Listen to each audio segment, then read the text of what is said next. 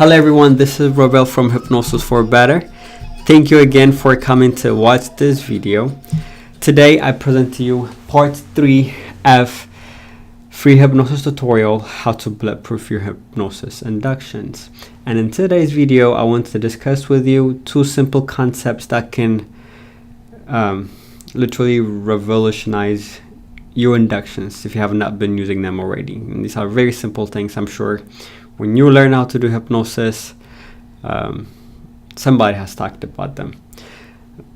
Now, these things are compliance and yes set. Okay, I like to speak about them together because I genuinely feel like the purpose for those two is very similar, right? So the purpose for getting compliance or getting a yes set is to get the subject to agree, to get used to, agreeing to the things that we tell them, or to do the things that we tell them without, consciously thinking about them, without any kind of conscious vetting. Okay, so pretty much in both ways, saying a yes word-wise, or just doing the things that you tell them to do without thinking about them. Now, when you do this, this helps the person to just, when you ask them questions that they would say yes to, and you ask 2 or 3 of these questions, or when you make statements, it doesn't have to be questions.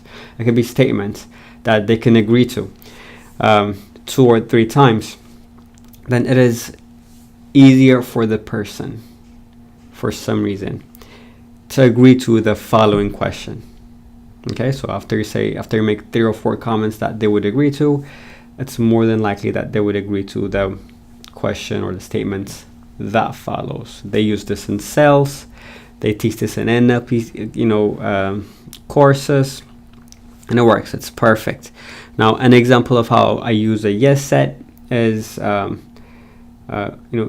during hypnosis, to ask a person like, have you ever seen or have you ever heard of anyone being hypnotized? More than likely, more people would say yes, especially if they come to your office. It's because they've either seen it on TV or they've heard about somebody being hypnotized somewhere else. So a simple question to get a simple yes. And then you can ask something like, when they're hypnotized, they look like they're sleeping, doesn't it? And most people will say yes, because it looks like people are sleeping when they have their eyes closed and they're slouched and they're completely relaxed. So they say yes, and then you can follow with your questions. Are you ready to be hypnotized? Yes. And then you can just tell them to close their eyes and to make a comment something like, and when you're hypnotized, it would be very relaxing and you would feel a really good sensation of relaxation, and you will make all changes that you desire, and you would like for that to happen now, don't you? And you'll get, more than likely in the subconscious mind and the person, you are most likely to get a yes with that question. If you follow, you started it with questions that they would agree with first. Now, I've also seen a very, very nice application of the yes set on the dev element induction. Now, I don't know if the original one is like this, because I haven't studied dev element that much, or if it's just how this hypnotist does it. But there is a hypnotist in Canada named Mike Mandel, an amazing hypnotist. I've seen him a couple of times on conventions. We do not know each other personally, but a friend of mine knows him very well. He uses an amazing, he applies the yes set in a very, very nice way on a dev element induction. And it's very nice. He would ask the client, can you imagine making a fist so tight that it cannot make it any tighter?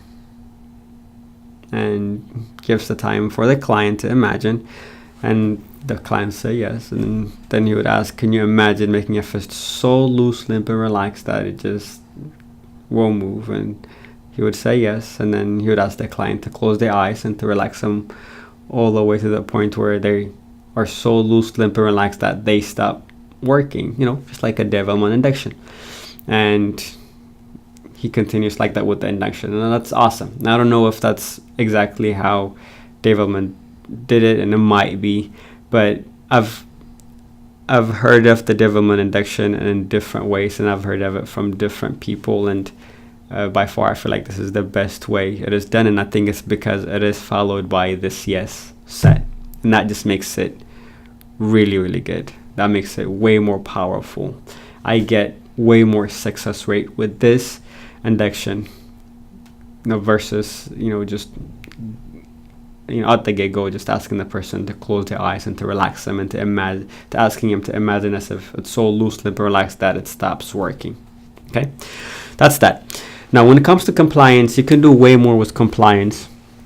If you're on a street, like I'm on a street most of the time, I always, if you've seen my videos, you can see this. I always hold my subjects by the wrist, and I move them around. I angle them this way, I angle them to the other side, I move them around, and I make them put their feet, both their legs closed, and I make them take one step towards me.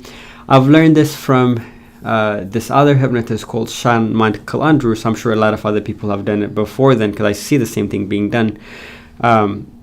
But this is so good. It's perfect, because people are doing these little things that they do not know what they're doing it, but they're just doing it. One, it creates a certain,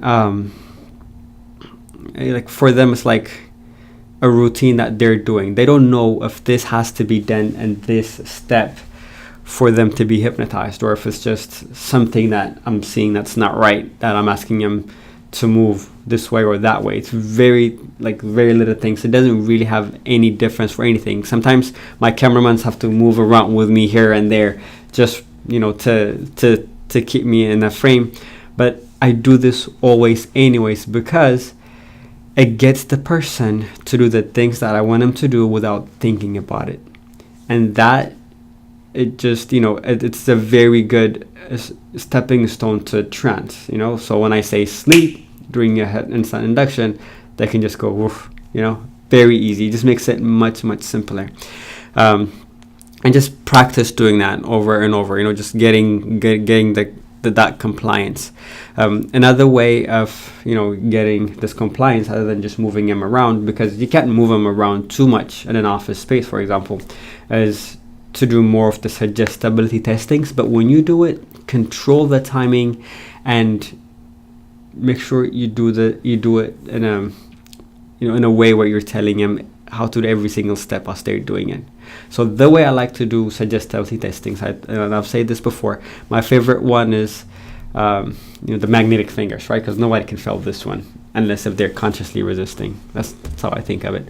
I'll tell them, in just a moment, I'll ask you to clasp your hands and take your fingers apart, take your index fingers apart. And when I do this, most people will bring their hands up and they would want to open their index fingers. And I'll tell them, no, not yet. And I'll make them take apart. I'll tell them, I'll demonstrate first and then you follow.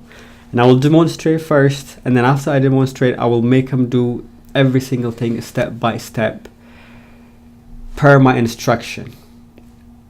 And I'll tell them to put their feet flat on the floor, something everybody does, but I'll make sure that I do this step by step so they can do it, following what I'm telling them right there and then, getting them in the habit of being compliant.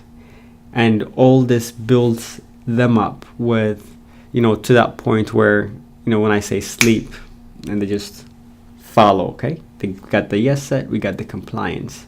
And there are the things that we talked about in the previous videos, like building expectations and being aware of the presuppositions there are around in the conversations. And you add all these things together, and that just, gets you prepared to, or just propels you to, sets you up to a moment, when you say sleep, that the person just, successfully goes into a deep trance. Okay, this can be done for any kind of induction. Just, I usually do an instant induction, so I think of that moment when they go boom into trance as, the moment that I'm getting ready for. And everything that we do I do is just prepare me for that, and everything that you do should be preparing you for that moment when, you know, they're out. Now, thank you very much, guys, for watching this video. If you have any comments, if you have any suggestions, any feedbacks, you can leave it in the, you know, in the comment box below. If you like this video and if you enjoyed it and if you're learning from it, just, you know, like it, share it, make sure, you know, other people watch it. If there is anything you would like me to talk about in these videos, leave it in the comment box. You know, I will do it. I'm Robel again from Hypnosis for Better. If you do want to learn to hypnotize people, for some reason you watched all this video for like the past 10 minutes and you don't even know how to do hypnosis, there's a link right here below this video where you can learn how to do hypnosis. I found it online, put it in the blog, and I have that link right here for you for free. You don't need to register or anything like that. Thank you very much, guys. Follow me on Instagram, Snapchat, and Facebook.